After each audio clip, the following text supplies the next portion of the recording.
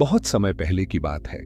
भारत के विशाल साम्राज्य अवंती राज्य में एक महान राजा शासन करता था, राजा विक्रमादित्य। वे न केवल वीर योद्धा थे, बल्कि न्यायप्रिय और दयालु भी थे। उनके दरबार में बुद्धिमान मंत्री, बलशाली सेनापति और विद्वान आचार्य थे, जो उनके राज्य को अजेय बनाते थे। एक दिन राजमहल में एक वृद्ध साधु आया।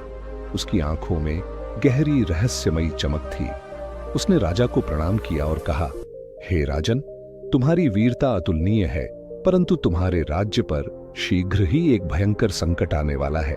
यदि तुम इसे बचाना चाहते हो तो तुम्हें कालचक्र तलवार प्राप्त करनी होगी। यह तलवार इतनी शक्तिशाली है कि जो इसे धारण करता है वह अजेय हो जाता है, परंतु ध्यान रहे, यह तलवार केवल उसे मिलती है जो सच्चे हृदय से न्याय और धर्म का पालन करता है। राजा को यह सुनकर आश्चर्य हुआ। उन्होंने साधु से पूछा, यह तलवार कहां मिलेगी?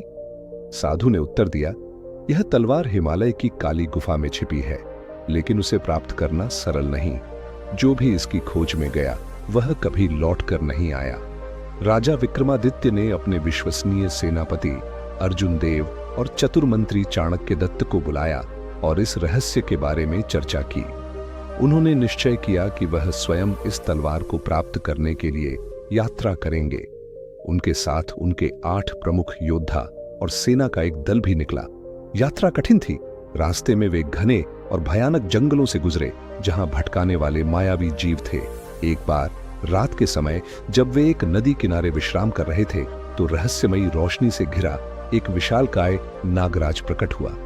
नागराज गरज कर बोला, जो भी मेरी भूमि से गुजरेगा उसे पहले मेरी पहेली का उत्तर देना होगा।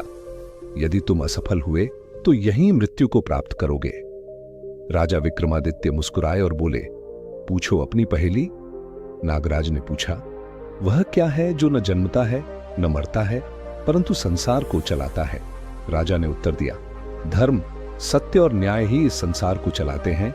यह न कभी जन्मता है न कभी मरता है।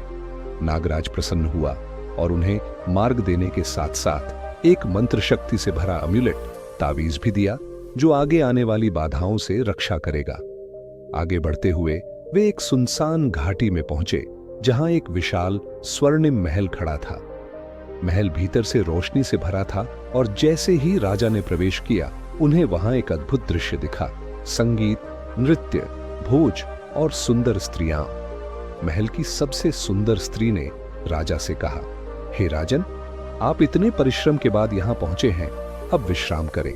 मैं आपकी सेवा के लिए तत्पर हूं। राजा विक्रमादित्य को कुछ अजीब लगा। उन्होंने अपनी तलवार उठाई और कहा, यह सब एक माया है, सत्य को स्वीकार करो। तभी सब कुछ धुएं में बदल गया और महल एक काले अंधकार में बदल गया। यह एक मायावी राक्षसी चंद्रनखा का जाल था। राजा ने तुरंत तलवार से उस पर वार किया और मंत्र युक्त तावीज से उसका माया जाल तोड़ दिया। आखिरकार वे काली गुफा तक पहुंच गए। जैसे ही राजा ने प्रवेश किया, एक विशाल पत्थर के दरवाजे पर लिखा था, केवल वही इसे धारण कर सकता है जिसका हृदय स्वार्थ रहित और न्यायप्रिय हो। अचानक गुफा के भीतर से एक अंधेरी परछाई प्रकट हुई। यह काल पुरुष था जो तलवार की रक्षा करता था। वह बोला, राजन, यदि तुम इस तलवार को प्राप्त करना चाहते हो तो तुम्हें अपने सबसे गहरे भय का सामना करना होगा। तभी राजा विक्रमादित्य को एक भयानक दृश्य दिखा। उनका राज्य जल रहा था, उनके प्रियजन रो रहे थे और उनके लोग उन्हें दोष दे रहे थे। यह उनके मन का सबसे बड़ा भय था, असफलता और अन्याय। लेकिन राजा डरे नहीं। उन्होंने साहसपूर्वक कहा, मैं सत्य और धर्म के मार्ग पर हूं। यदि यह तलवार मेरे लिए है तो मुझे इसे प्राप्त करने से कोई नहीं रोक सकता। जैसे ही उन्होंने यह कहा, अंधेरा छूट गया और वहां एक स्वर्णिम प्रकाश से चमकती कालचक्र तलवार प्रकट हुई। शाप और आशीर्वाद जैसे ही राजा ने तलवार उठाई, आकाश में गूंज उठा। यह तलवार केवल सत्य और धर्म के लिए उठेगी। जो इसे लोभ या अन्याय के लिए उठाएगा वह स्वयं नष्ट हो जाएगा। राजा ने सिर झुकाकर प्रण किया कि वे इसका उपयोग केवल धर्म और न्याय के लिए करेंगे। राजा विक्रमादित्य जब अपने राज्य लौटे तो उन्हें पता चला कि पड़ोसी राज्य का क्रूर राजा रावणेश्वर उनके राज्य पर हमला करने वाला है।